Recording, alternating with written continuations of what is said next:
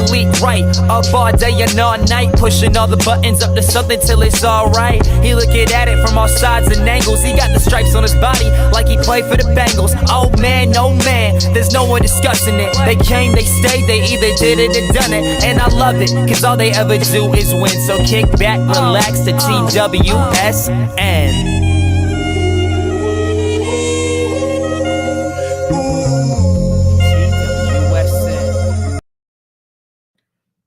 Thank you for joining us for another episode of the Sit Down with Malik Wright, live from the First Star Logistics Studio here in Cincinnati, Ohio. I'm your host, Malik Wright, joined by my co-host, Meg and Dan. We got a jam-packed show, but as always, make sure you guys leave a like and subscribe to our YouTube channel. Without you guys, this isn't possible. We have a jam-packed show, lots to talk about, lots to get into. And I want to start over in New York.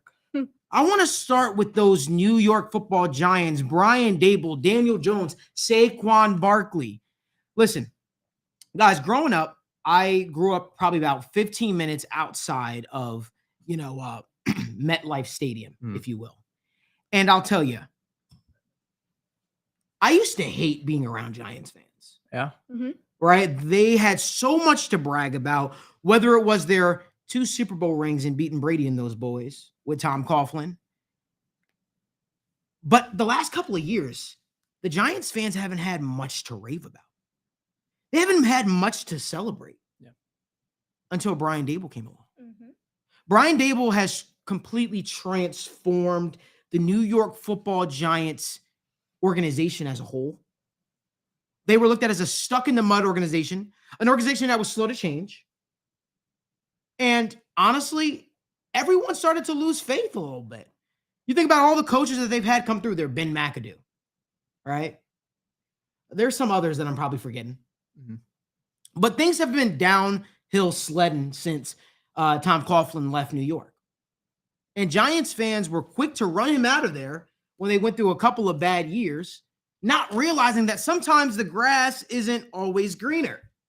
But again, Brian Daboll, Joe Schoen, they completely revitalized the Giants fan base, the organization, and here we are. I got to get you guys' opinion on the New York Football Giants because I've been completely impressed with them. They're my team to win the NFC East. Well, we're going to get into that. Yeah. We're going to get into that. Yeah. And I have reasons behind that. But, Meg, I want to start with you. What are your thoughts on Brian Daboll and those New York Football Giants? Listen, I love what they're doing over there. I think it's amazing. It's everything I've wanted to see from them. Mm-hmm.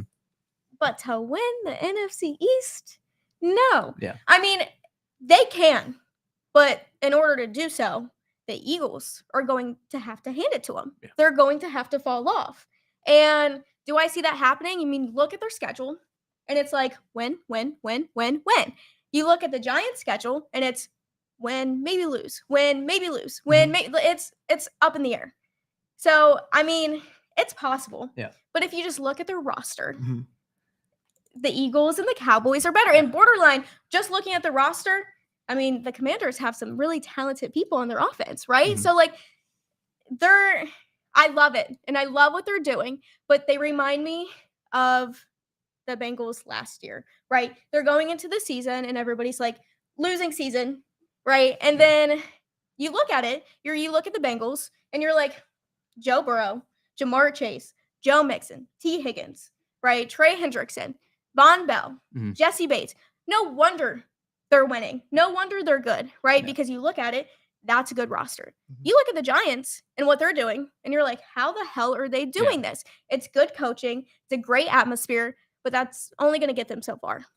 So, Malik, the Giants, what they're doing is cute. And let me start off by saying that it's cute. It's cool. And I respect what they're doing. Like, a lot of the players have come out and said, we haven't felt like this in ever with the New York Giants, and they're doing a good job. But okay, to win the NFC East, to make serious noise in the playoffs, I'm sorry, that's not happening this year. They're on the right path. And by the time the year is over, we're going to look at this year and say that was a successful year for the New York Giants. But to say that they're going to win the NFC East, to say that they're going to make serious noise in the playoffs, no, bizarre. Right?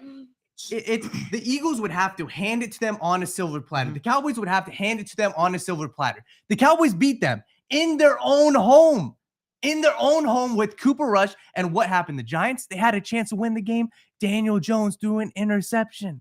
He threw an interception. So my outlook on the Giants is their record is going to be very, very good by the end of the year. It's going to be very similar to what the Steelers did a couple years ago, right? But heading into the playoffs, they're not going to win a playoff game. I don't trust Daniel Jones in the waning minutes of a playoff game. Sure, I trust Brian Dable, but do I trust Daniel Jones and the rest of this team? It's good. They're on the right track, but they're not winning the NFC East, and they're not winning a playoff game this year. I'm sorry, Giants fans. I know we got a couple diehard fans watching. I'm sorry. It's not your year. It's cute, but they're not better than the Eagles. They're not better than the Cowboys, and that's it. So here's the thing. There's something about belief. Giants fans, you're going to get a lot of people that are negative on your team. Meg certainly wasn't. Daniel, however, was. You're going to get people who don't believe in what you're doing. But let me tell you something. There's something special about belief. Yeah. One of my favorite songs is the song by Journey, Don't Stop Believing, right? I'm serious. Yeah. I know that sounds funny, but it's one of my favorite songs. And I think the Giants need a little bit of that right now. Because right now, I'll tell you what, regardless of what you're saying, regardless of how people feel, the Giants are sitting at 5-1. Sure. Men lie, women lie, and guess what, Meg? What? Numbers don't. Sure. Numbers don't. The fact of the matter is there is something about belief in an organization. Meg, you had pointed out, you said they remind you of the Bengals of last year. And remember, the Bengals motto of last year was, why not us? Why not us? Why not us? Until it is us. Yeah. And no, I'm not saying the Giants are going to the Super Bowl this year, but if you look at every single Giants football team that did miraculously do something special, they weren't the most talented team. They weren't the team that everybody had coming out of the NFC East. See, one thing about living in the New Jersey, New York area, I've been privy to a lot of NFC East football. The good, the bad, and the ugly. The fact of the matter is, these teams play each other incredibly close. I don't care who the most talented team is in the division. They always seem to find a way to play down to their competition. Yeah. So when I look at it and I see what the Giants have been able to do so far this season, the reawakening of Saquon Barkley, Daniel Jones looks like a capable starting quarterback. Yeah, you don't have to be a world beater. I've seen some of the best teams in those divisions fall off a cliff when they face a divisional rival. I need to see the Eagles versus the Giants before I make any statement. Because guess what? I've seen NFC teams start off hot. I've seen NFC East teams start off hot. And I've also seen them fall flat. There's no way in hell that I'm about to crown a division winner in week 7. Yeah. There's no way. Yeah. Guess what? Because for all the praising that the Philadelphia Eagles, fly Eagles, for all the praise that the Eagles fan base have been getting, the fact of the matter is I saw an extremely beatable team against the Dallas Cowboys the other day. And it makes you wonder, and I'm looking right at you, Daniel. Look at me. Since you're the Look one at me. with all the Look at me. comments and all the Look at me. statements, it makes me wonder if Dak Prescott was the starting quarterback for the Dallas Cowboys the other night, would the Eagles still be undefeated? I think not. The fact of the matter is, people want to talk about how great this Eagles football team has looked. Guess what? They have looked good. They have made believers out of me. They have. They look damn good. But I'm just not at the point yet where I'm going to say the Giants can't win the NFC East like my counterpart over here. No. No. I did not Exactly say they can't. No. That's exactly what you said. No, I did not say they You can't. said Giants fans, No, they cannot. you're not going to win a playoff game. Yeah, they're not. Giants fans, They're not. you're not going to win the NFC East. Malik, That's what you don't, said. Don't twist my words. Listen, I'm not twisting words. In What the you said. NFL, anything is possible. We know that, Daniel. Anything is possible. We know that, Daniel. So I didn't say that they can't, but I'm telling you, they won't. Okay. Yeah. They're not going to. So listen, Giants fans, and I never thought I would ever say this. You've got someone who is rooting for you, who is cheering for your success. Oh, he's getting on the I good am side. rooting for the Giants this year to come out of the NFC East. I am. Because it's people like you. Okay. It's people like you, and it's people that are in the mainstream media of the ESPNs of the world and all these different sports networks. Everybody wants to talk down about this team, and they don't want to talk about what this team could potentially be.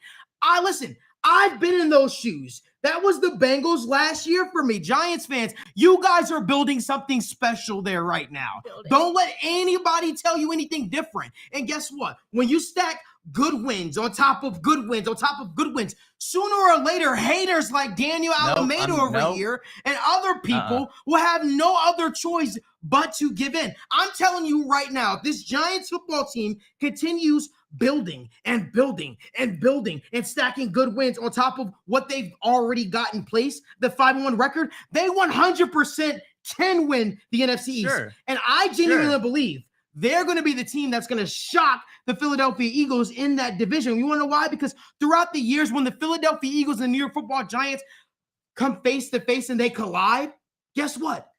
They usually split.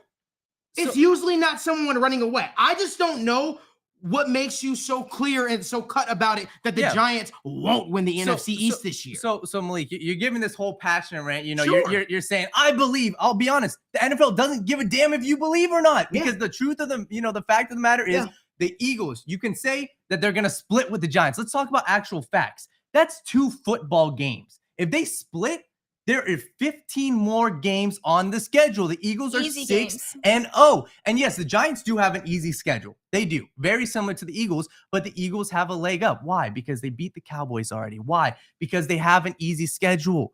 So, yes, I don't care if the Giants split. They're probably going to split with the Eagles. But does that mean that they're going to win the division? No. Does that mean that they're going to make some noise in the playoffs? No. I have more faith in the Cowboys football team right now in the playoffs because of that defense, because they're established weapons on offense. Daniel, you're talking right now about the Philadelphia Eagles, but if we want to dissect it, right? Because if we're going to talk about it, let's dissect it. Yeah. They almost lost to the Lions. Cool. They almost lost to the Lions, who have how many wins on the season? Cool. 1? Right? They almost lost to the Lions. Their most impressive victory in this stretch has been the Vikings. What they did to the Vikings. That was the most impressive thing to me. Right? They beat the Commanders. Everybody beats the Commanders. Did we not see the Bears versus the Commanders game? How the Bears almost beat the Commanders? If Jalen Hurts actually had weapons around him?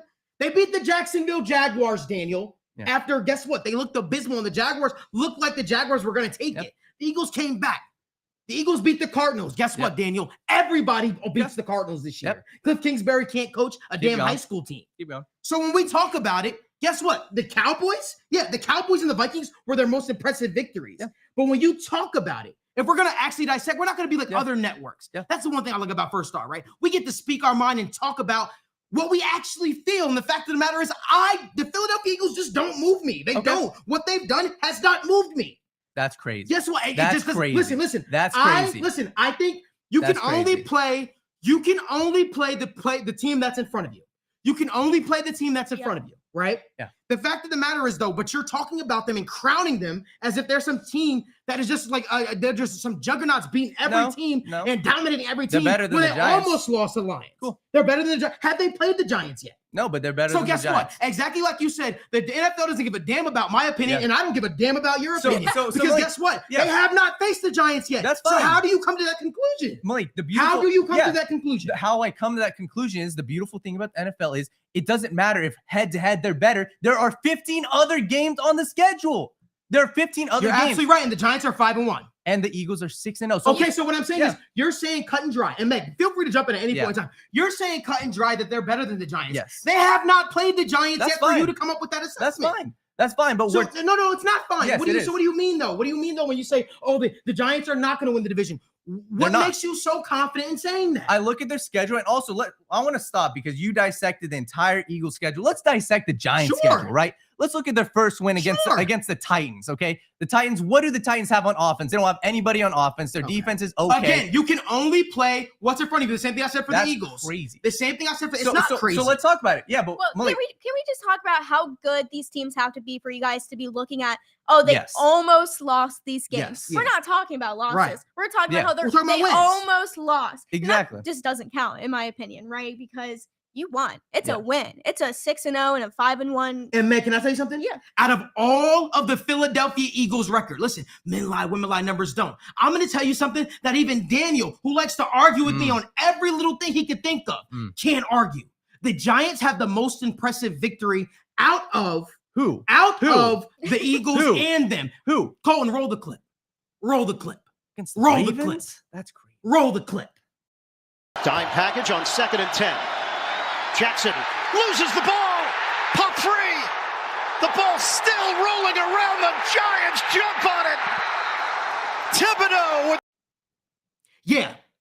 Against the juggernaut AFC North guys and the Baltimore Stop it. Ravens, Stop the Giants it. Okay. beat them. So- the Giants Yeah. beat them. And guess Yeah. what? Guess Yeah. what they did the week before Yeah. that? Yeah. Guess what they did the week before that? Yeah. They beat Aaron Rodgers. Everybody beats So when Aaron you Rodgers speak your mind, nowadays. get out of here. Everybody So beats when you Aaron get up here and Rodgers you start nowadays. Stop talking it. and you Stop start it. disrespecting the Stop it. Giants and the culture that Stop Brian Dable, I'm going to call you out I'm on not it every single disrespecting, time. man. They have the two most Stop it. impressive victories out of any team in the NFC Yep. East, and the Packers and the Ravens. Mic drop. That's it. So yeah, That's Malik, you can mic drop, but we have That's to talk. it. We have to talk about the actual facts. The Ravens are a team that have blown leads time and time again. So you said, hold on. And it's that means the Giants have closers.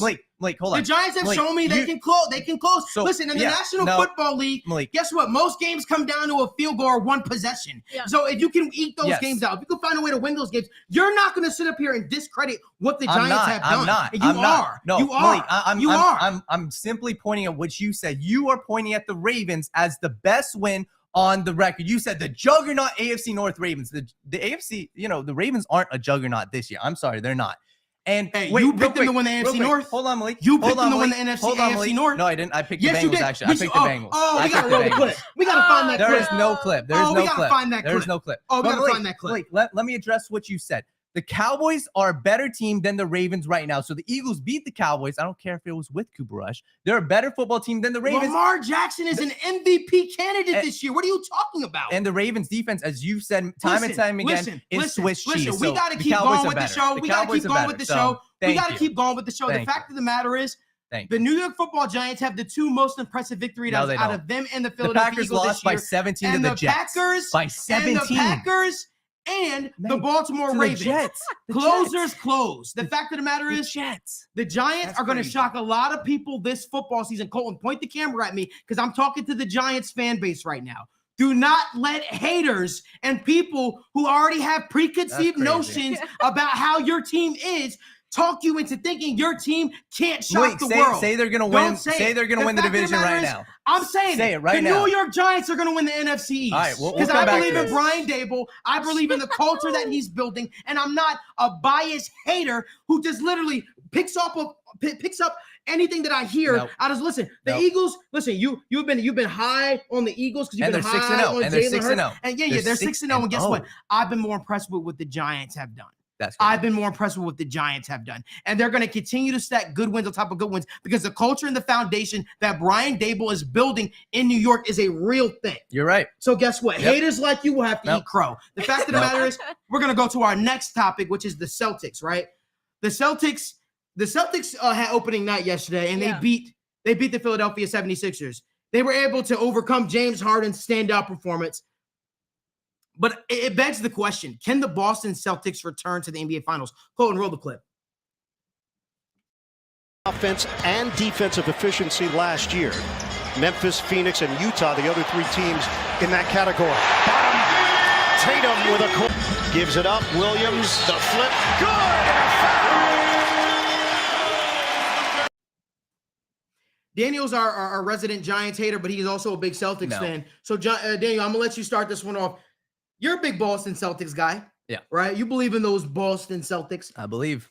Do you think that the Boston Celtics can return to the NBA Finals in the midst of all the turmoil of Jaylen Brown his name being thrown around in the mud and talked about that this guy should be traded for KD and so on and so forth? Do you think that the Boston Celtics can repeat and make it to the finals again? So Malik, there's a reason why I'm wearing green today. It's because the Celtics won yesterday. And when people want to talk about the Celtics, they want to look at, the turmoil that they face. But we've seen this story before. Last year, the same thing. Halfway through the season, people were saying, Marcus Smart, get him off the team. Jaylen Brown, get him off the team.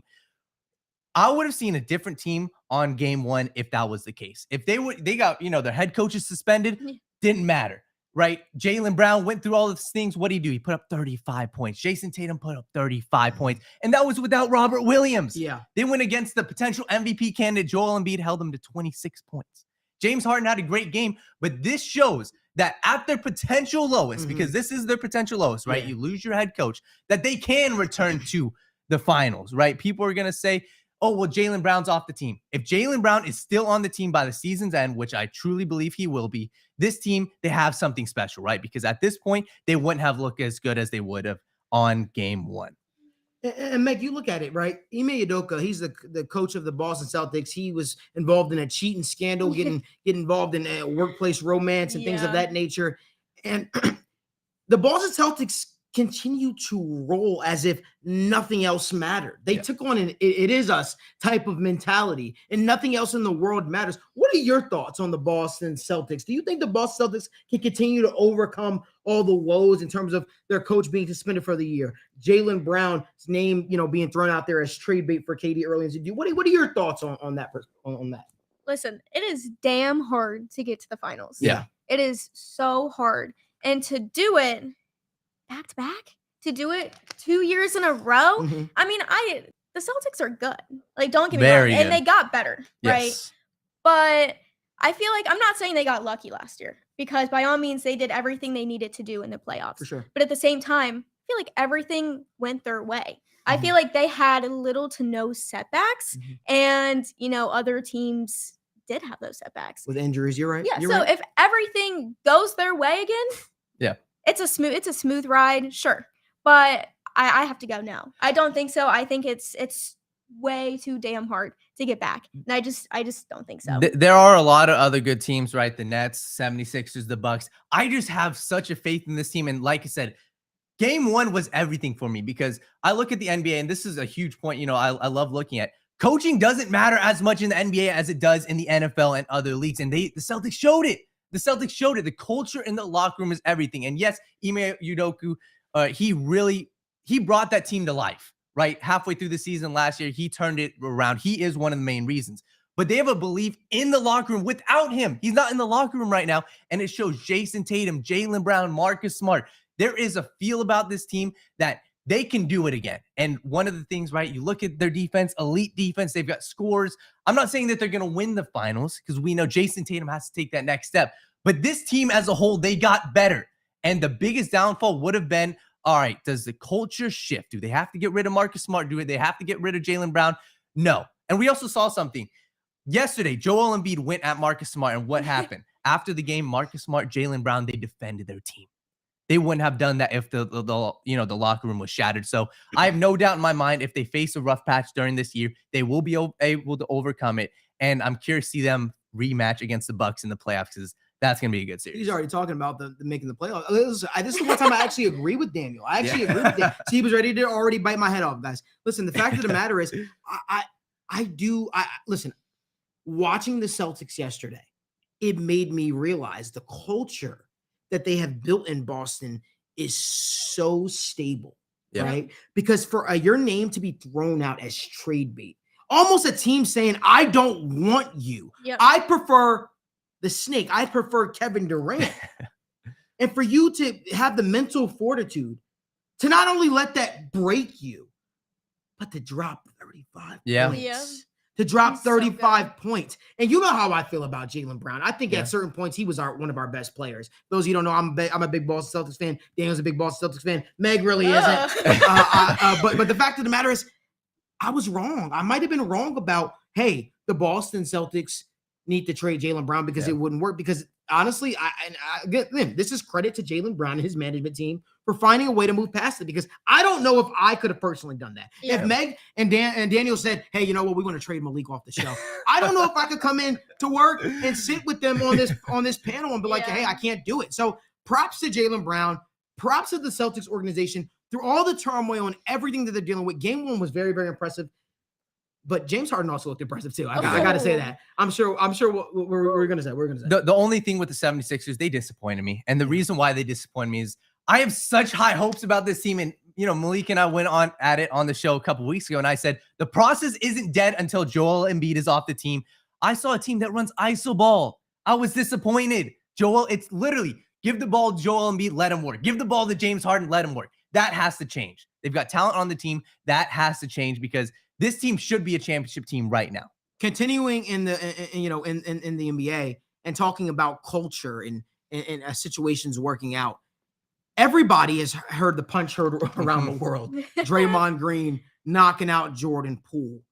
they were able to come together yesterday and pretty much do whatever they wanted to do with the Los Angeles Lakers. Colton, roll the clip.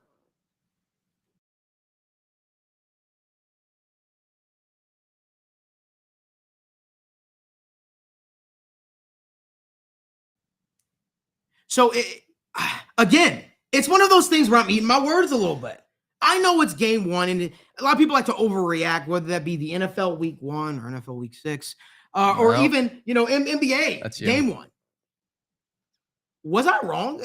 Do you think Draymond Green's days are numbered in the Golden State Warriors, or do you think they can repair this relationship with him and Jordan Poole? It's 50-50. I'm going to make 2 statements.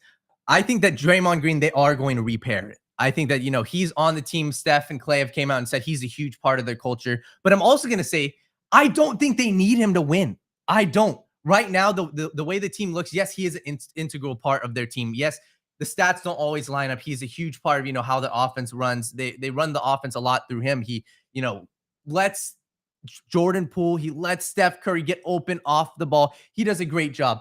But with James Wiseman coming into his own, with these other role players coming to their own, I don't think that he's a necessary part. Like, if it comes to a point where they say we don't want Draymond on their team and they trade him, I still think that they can make a championship. I still think that they can. I still think that they have the talent to do it, but that's completely, again, discounting what Draymond Green has done.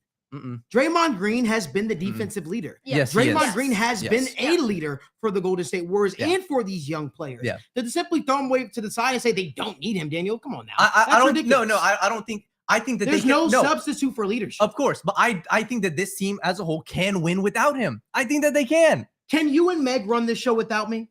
Yes, you probably can, right? Now, what does that mean? It's going to take you to the championship?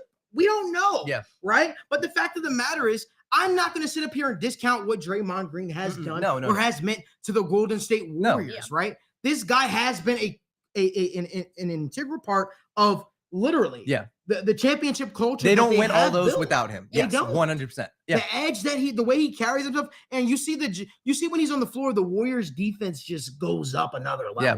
So, Meg, I want to get what your opinion is. Do you think Draymond Green's days in Golden State are numbered? Do you think they can repair this relationship between him and Jordan Poole? I think he'll stop being a Warrior when their season ends. And that's it. I mean, this season, it will be his last season here and with the Warriors. But like leadership, when you're, out there punching your teammates, right? Like you want to get paid all this money when like on defense, he's great. He's one of the best, right? But I mean, with no leadership and with little to no impact on offense, you're not. I mean, how impactful can you really be for this team that's building such a young, strong core? I agree. Here's what I'll say. I think winning cures all. Colton, pan the camera to me. Winning cures all, right?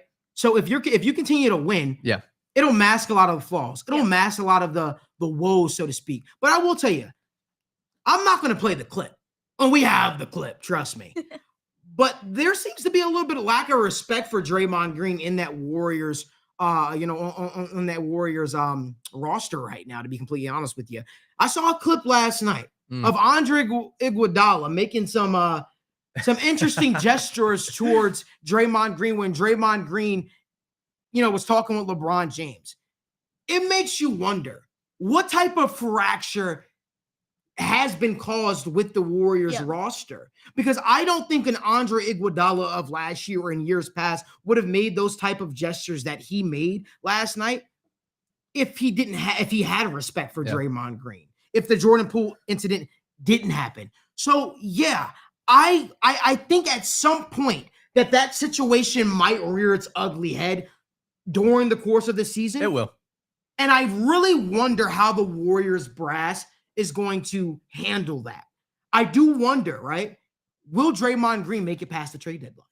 He's already talked about his desire to play with LeBron James and play in Los Angeles. And with Los Angeles being how they are, you never know, right? You never know who they might go out there and try to get. But I do wonder, based off of what I saw Andre Iguodala do last night, is the relationship irreparable? I genuinely believe that, because Jordan Poole's a young player. He might forgive Draymond Green. He might move past it, but what do some of the veterans on this team think? Yeah. I mean, what do they really think? Not just the players speak that you might get. And I do wonder if they're going to be able to move past it. Yeah. Here's another thing, though, that I think people should be talking about a little bit. It takes one hell of a leadership, right, in terms of the players, in people like Steph Curry and like Klay Thompson to get those two to play as well as they did game one. Yeah. And that's something that I've often questioned before. And I apologize, Stephen Curry. I often question, is Steph Curry that great of a leader? Or is he just an amazing player? Yeah. And it showed me that there has to be a rock solid leadership, leadership team at its core for those two to be able to step on the court game one and not skip a beat. Yeah. So it'll be interesting to see how it continues to play out. Yeah. Again, I think that there are still some things that need to be worked out, and I'm curious to see how that all does play out as the season continues to unfold. I want to get to Deontay Wilder now. Deontay Wilder, former world heavyweight champion, knockout artist. He's, in my opinion, the most devastating knockout artist in boxing history. And if you don't believe me, Colton, roll the clip. There on his back foot. And there's a huge right hand. Down goes Hilarious. Bomb Squad is back. So Deontay Wilder returned, Yeah. right, to the world of boxing after his loss to Tyson Fury in the trilogy bout. And all three fights were competitive. All three fights were interesting. Maybe not the second one as much, but all three fights were definitely interesting. Well, with the crack of a right hand in the first round, he knocked out Robert Helenius. And now everyone is now asking the question, will Deontay Wilder become champion again? Before you answer, though, Daniel. Yeah. Before you answer, though, the WBC just ordered Deontay Wilder is to fight Andy Ruiz. The winner is going to fight Tyson Fury for the championship. So we might be getting, Tyson Fury versus Deontay Wilder 4, whether we like it or not. So I'm going to phrase this question a little bit differently than how we have it on the screen. Does Deontay Wilder have any chance in hell to beat Tyson Fury, or is this being forced upon us? Will Deontay Wilder ever be champion again? Because in order to be champion again, he has to go through Usyk or he has to go through Fury. And it seems like the WBC wants to see Fury versus Wilder 4. They want to see it. And sure, I mean, I wouldn't, like, if the fight happens, I'm not going to be the one to say, I don't want to watch this fight. I already know what's going to happen because of the type of power that he has. But if Fury is the same fighter he was in the past, it's not close. Or it is close because Wilder does have the knockout power. Wilder knocked him down twice last fight. Yes. Wilder knocked him down twice in the first fight. Wilder got washed in the second fight. Yeah. But Fury's on a whole nother level. I think Fury's he's on a whole I think different level. I think when you come in with the 40-pound weight advantage, as Tyson Fury does, yeah, it's gonna look like you're on a whole different level, right? I mean, the fact of the matter is, the guy literally bloats himself up to literally the heavyweight limit that you could fight at in boxing in order to give him a weight advantage over Deontay Wilder. So I think in terms of if Tyson Fury fought Deontay Wilder at his normal weight like he did in the first fight, where most people thought Deontay Wilder won that fight by knockout, I'm not sure Tyson Fury gets up from a Deontay Wilder right But now. the beautiful thing is, I think Tyson Fury's smart enough to understand that. I think Fury understands that, okay, Wilder, he knows he's felt the punch. He's felt it. Yeah. Like, we all saw that punch, and I thought it was done. And he came up, and, he obviously won that fight. Fury's smart enough to understand, okay, I'm not going to fight this dude at the same way. He's going to use every possible advantage. And I know Deontay Wilder, the biggest thing was he kept making excuses for his loss. And for me, that didn't stick well, right? It was the thing of Tyson Fury had something in his glove, or it was because he walked out with, the whole 40-pound thing on himself. To me, that was excuse after excuse after excuse. I'm not going to discount Deontay Wilder because sounds like you are. I'm not going to discount him because no matter what, heading into the fight, right, a lot of times it's storylines in people's heads. If Deontay Wilder fights him again, he knows this is his last shot. He knows for a fact. He knows his back's up against the wall. And Tyson Fury, if we're honest, if he loses that fight, I don't think his legacy is as shot as most people would think it is. I think Tyson Fury, even if he loses, I think it's still, okay, he's still the greatest of all time. So here's my key for Deontay Wilder. If Deontay Wilder wants to be a world champion again, Here's my advice. If I had 30 minutes in a room with Deontay Wilder, this is what I would say. I would say, Deontay Wilder, you're about to fight Tyson Fury again. Here's what I want you to do. I want you to get a weight clause in the contract. Yeah. Meaning Tyson Fury can't come in 40 pounds overweight because at that point, you're not a heavyweight. You're a super heavyweight. Okay? No. So if I'm Deontay Wilder, I'm saying we're getting a weight clause in the contract where you can only weigh X amount of pounds more than me on the night of the fight, whether that be 20 pounds more, 15 pounds more. But it's clear to anybody that has watched the 3 fights, Tyson Fury has used his weight to an advantage to beat Deontay Wilder. He has leaned on him. He has hugged him. He has made him carry his weight around the ring. And that has led to Deontay Wilder being weight drained by the 8th round or the 7th round. And then Tyson Fury is able to just ragdoll him. Tyson Fury shouldn't be allowed to throw him around the ring. This isn't UFC. This is boxing. The fact of the matter is, if I'm Deontay Wilder and I'm Deontay Wilder's team, I'm saying, let's get a weight clause in the contract so Tyson Fury can't come in 40 pounds more than you. So that way it's an actual competitive fight. And I'm telling you guys this right now. If Deontay Wilder does that, if Deontay Wilder and Tyson Fury fight at heavyweight, and there's only a 15-pound weight difference maximum, or even a 20-pound weight difference maximum, I'm taking Deontay Wilder each and every single day because the last 2 fights have been completely unfair. And I would hope that somebody in the WBC or somebody in Deontay Wilder's corner could take him aside and say, listen, we are not fighting Tyson Fury 40 pounds up. Power travels. That weight carries, and it's not fair. It's not fair to the sport. It's not fair to Deontay Wilder. And shame on whoever's in his team that's allowing him to sign on to fight a man that's 40 pounds more than him. It's idiotic. It's stupid. And it's for those reasons Deontay Wilder has the only 2 losses on his boxing record. Yeah. But I'm here to tell you this. If the fight happens for the 4th time, Deontay Wilder, if you ever see this, make sure you get a weight clause in the contract, and I believe you will walk away as the victor, and you will walk away as world champion again, because I believe he would stop Tyson Fury. I wholeheartedly believe that. I've watched the Bronze Bomber. That's his nickname for a reason. He's the most devastating knockout artist in boxing history. Over Mike Tyson, over any of these guys. He's the most devastating knockout artist in boxing history. I believe I was looking at his record. He had 42 knockout. He had 42 victories or something like that. 41 by knockout. 41 by knockout. Yeah. That doesn't just happen. And I believe he also knocked Tyson Fury out in the first fight. It was a slow count. That's just my opinion. But I'm not discounting Tyson Fury. I am not disrespecting Tyson Fury. I just think that if a guy walks in with a 40-pound weight difference, he's expected to win. Yeah. He should win, especially in heavyweight boxing. But I 100% believe in my heart Deontay Wilder could be world champion again. He just needs to get smarter people around him. Meg, you got anything you want to add to that? No, I think that's pretty spot on. I think, the Bronze Bomber, it's his name for a reason, right? So if you go in, and your question was, does he have a shot in hell? Yeah. Yeah, he has a shot in hell.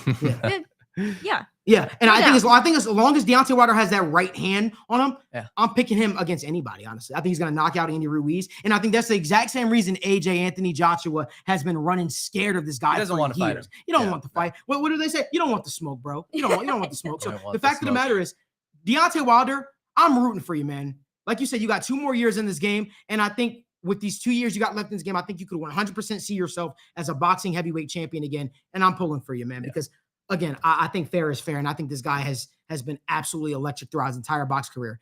We want to get to the Bengals. The Bengals take on the Atlanta Falcons this week in Paycor Stadium. I'm going to be there. Meg's going to be there. Dan's going to be there. Live in the First Star Suite, and I'm pumped for it. We have a jam-packed weekend, actually. A lot of stuff going on this weekend. But the talk is, what are the Bengals' keys to victory against those Atlanta Falcons and, dare I say, Marcus Mariota? Listen.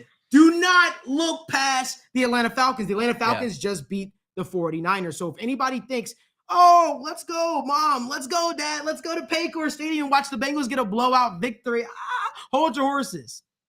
Arthur Smith got them boys playing right now. Mm-hmm. They got them boys playing right now, and they look damn good offensively for all the praise that I'm giving those Atlanta Falcons right now. Those dirty birds, as they call themselves. Yeah. I'm still picking the Bengals to win. Yeah. I think the Bengals finally found what works offensively for you. I think AJ Terrell is going to have a bad night at the office. I think you're going to see a lot of RPO, a lot of check downs to the running back until those defenders start creeping up. And when those defenders start creeping up, I'm picking Uno to have a 50-yard touchdown this Sunday. Danny, what are your thoughts? So the Falcons, they're weird, right? And I've lost some money on the Falcons this year, but they're weird because they play every team close. It's weird. They played the Seahawks close. They played the Rams close, the Saints, the Buccaneers. Last game, they beat the 49ers. Their key, the Bengals' key to victory is you can't make the mistake. That's it. Jimmy Garoppolo, they lost because they made the mistakes. Jimmy Garoppolo threw 2 interceptions. I think one was for a pick 6. Joe Burrow has to play how he's been playing. We talked about it on our last show, right? He's had 5 interceptions this year. 4 were in game 1. You can't give the Falcons any freebies. So that's number 1, right? Yeah. Don't turn the ball over. And I guess that's kind of a given, but that's what the Falcons have done all year long. They've, excelled when the other team turns the ball over. Yeah. But when you look at the Falcons offense, they don't have a lot. They don't. Marcus Mariota completes 7 passes, 14 passes. Marcus Mariota is undefeated when he completes 13 or less passes. And that's crazy. But I don't think that that's the case here, right? Because to complete 13 or less passes, I'm sorry, you have to be able to pass the ball, especially I don't think that Cordell Patterson's back. So that's the biggest thing, right? The Falcons, if you stop Marcus Mariota running the ball and you don't turn the ball over, it's wraps. The Bengals are going to win this game. So the Bengals have to keep incorporating the RPO, quick passes, let that be your run game because the Falcons have been great against the run and the Bengals should win. I'm going to show you what the Bengals are going to do on Sunday. Colton, roll the clip. Burrow trying to elude the pressure, and now he's going to take off and run it. He'll have a first down. He'll have a touchdown. I think Joe Burrow using his legs, I've been saying it since literally week 1. It's an underrated part of the Bengals offense. The Bengals offensive line wasn't nearly as good his rookie year, but yet still his first touchdown in the league was a rushing touchdown. Yeah. And we saw his ability to run. Last year, he's coming off the ACL tear, right? Yeah. So he was more of a pocket passer. We didn't see it as much. And every single time Joe Burrow ran out of the pocket, we were all holding our breaths like, Joe, slide, Joe, get out of bounds. The fact of the matter is, it's an underrated part of his game. And I think people have forgotten that he has that ability. Joe Burrow has that ability to run the ball. Sometimes I think he forgets. I think so too. I think so too. I think he's a little bit of a weirdo sometimes when he says, I like to get hit. It makes me feel like a football player. But the fact of the matter is, Joe Burrow, that's an underrated part of his game. And I think that that's something he can exploit with the Atlanta Falcons. I really, really do. Yeah. I think they're going to be so focused on taking away Jamar Chase and Tyler Boyd and T. Higgins. I think Joe Burrow could have a big day running the ball as well. I really, really believe that. I think Joe Burrow can continue to do that. And you see he's getting more comfortable with this offensive line. Yeah. He's getting more comfortable with this offensive line. We saw when plays broke down against the New Orleans Saints, right? They were down in the bayou, and I think they sort of found themselves offensively. And Meg, I'm going to shut up for a second. You were actually there. Yeah. Tell us, what was that experience like? What did you see from the Bengals offense on Sunday since you were in New Orleans yourself? Listen, it was a hard first half to sit in those stands with Saints fans all around. Yeah. It was a tough sight because the Bengals love to be down. They love deficits, apparently. Yeah. So it was tough to sit there quietly with, my hands in my lap, right? But the fourth quarter was probably the best experience I've had at a game. It was so much fun. It was amazing to see them finally get that stretch and do what they needed to do. And it was amazing. I got to say this too. Props to Jamar Chase. Jamar Chase at some point mentally went there. I still haven't even got a chance to see his mic'd up. But I think at some point mentally he went in his head and said, F it. I'm going to take this and I'm going to make something out of nothing. Because God damn it, he took a hitch route from Joe Burrow and took it 60 yards. Yeah. Like it was nothing. I think at some point these offensive playmakers are going to put the onus on themselves and say, we're going to make something happen for this football team. Yep. We're tired of not scoring in the first half. We're only scoring 7 in the first half and going the entire first quarter without any points. I think that you're starting to see this offense awake because these players, listen, you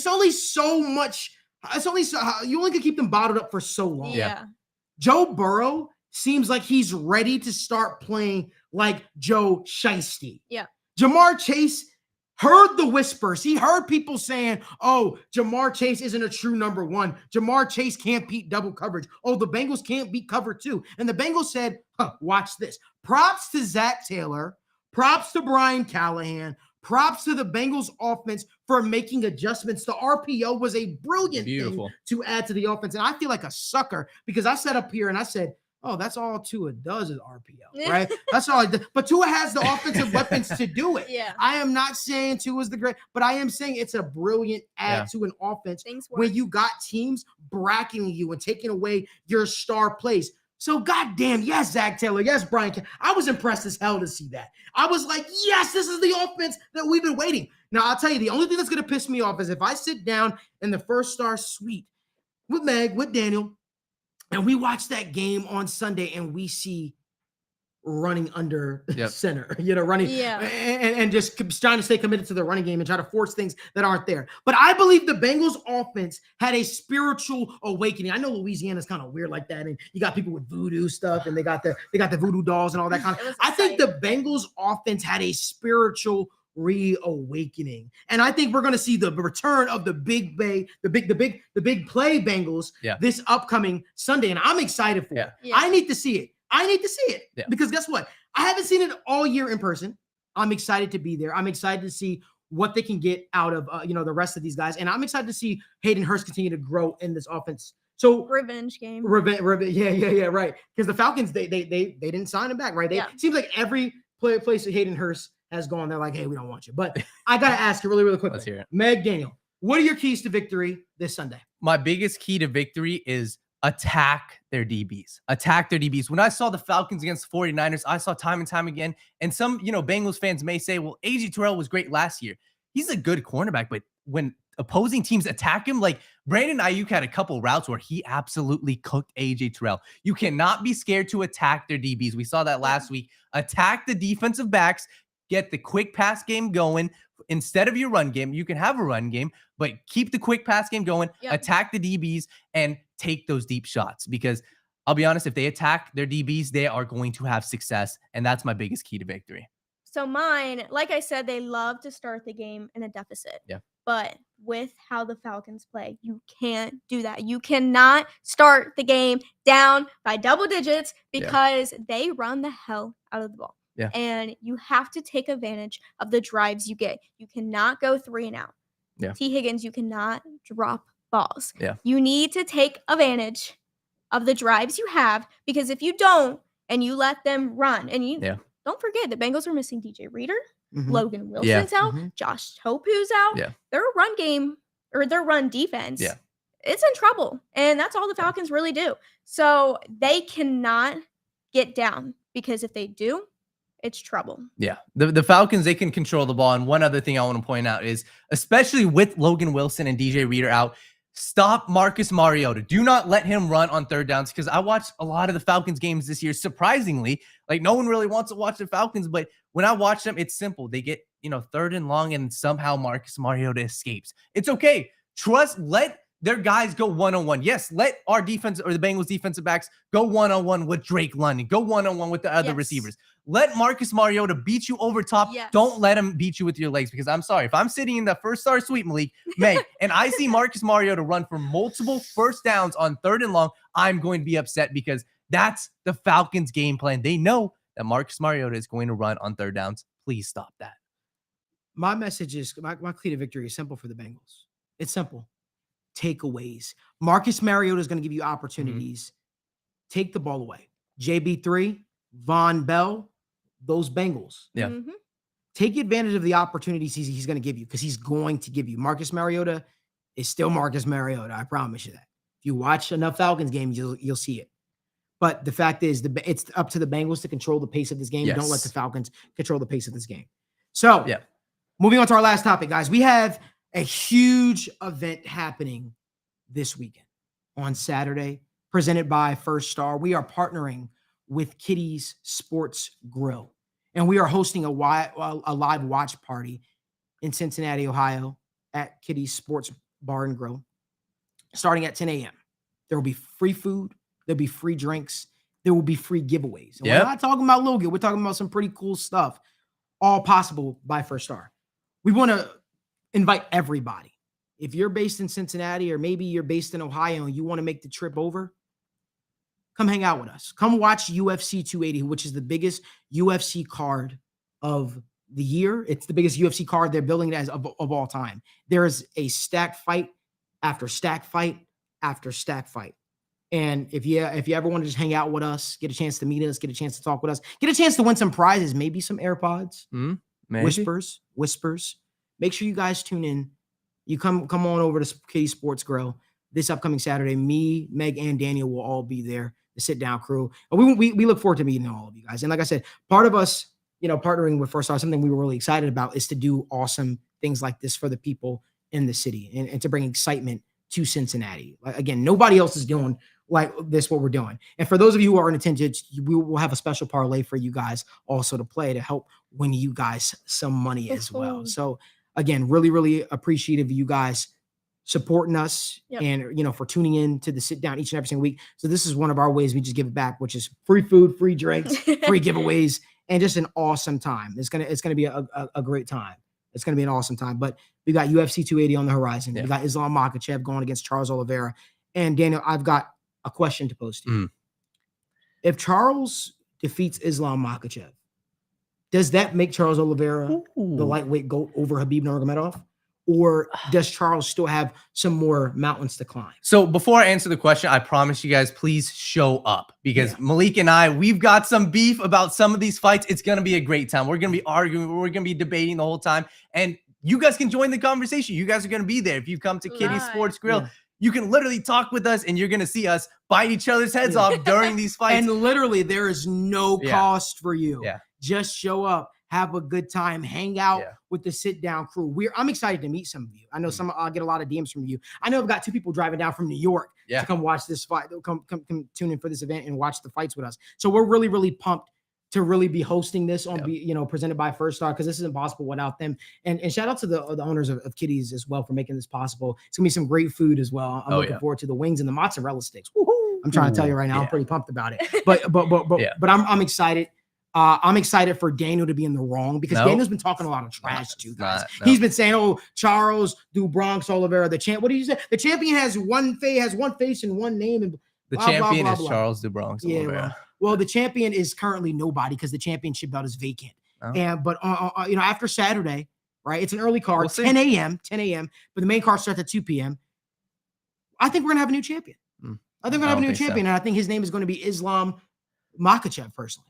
So to answer the question, and so I am a huge Charles Oliveira fan. I think he's going to win. And this question, though, I don't believe it. I don't think that he's the GOAT immediately if, he beats Islam. And the reason why is I have to put respect on Khabib, right? I have to. And people are going to say, well, the biggest points that people argue is, well, he didn't fight long enough. He retired at 32.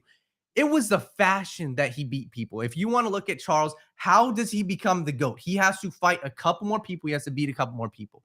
When you look and compare the two, Khabib barely lost a round. I don't think he at most maybe lost one against Conor, and that was iffy. So Khabib is the GOAT. And just because if Charles wins here against Islam, people are going to say, well, he beat Gaethje, he beat Poirier, he beat Michael Chandler, and he beat Islam. But then you look at Khabib, he beat Gaethje, who was younger in his prime. He beat Poirier, who was younger and in his prime. And he didn't just beat them. When you look at the way he beat them, it was worldly different, right? I saw Charles get dropped against these fighters. I saw Khabib. When you watch those two fights or those fights, you look at Khabib and you say, oh, he clearly won that fight. When you look at Charles, you say, damn, he could have lost that fight. So Khabib is the GOAT. If Charles beats Islam, he will be on his track. And I believe if he goes and beats Alexander Volkanovski one more, then I'll consider him the GOAT. But just because he beats Islam, no, I don't think he's the GOAT here. Meg, I'm not going to ask you about the UFC. I'm going to ask you, how excited are you for this UFC live watch party? It's going to honestly be one of the very few times that I've actually watched UFC. And I'm excited for it to be with you guys because I know that's a whole different atmosphere. I'm so excited to be there. Guys just want a look, you guys just want a quick look of how it's going to go. It's going to go a little bit like this. Dan, let's do a little face-off real quick. Let's show the people what they're going to get. Make sure you guys tune in because a lot like Daniel and I going at it each and every single week on the show, We want you guys to join us. Join us at Kitty's Sports Grill, 10 a.m. this Saturday. Free food, free drinks, free fights. Pretty pumped about it. I can't wait. I'm pretty excited. I'm excited to meet each and every single one of you. And we appreciate you guys for supporting us each and every single week. The fact of the matter is, guys, make sure you guys like and subscribe to the Sit Down with Malik Wright's YouTube channel. We look forward to seeing each and every single one of you this Saturday for the food, for the drinks, for the fights, for the excitement, for the atmosphere. For the good times. I'm pumped about it. Let's go. I'm pumped up about it. But this is all the time that we have here live on the Sit Down. I want to thank you guys for supporting us, joining us, and we'll see you on Saturday. We'll see you on Saturday.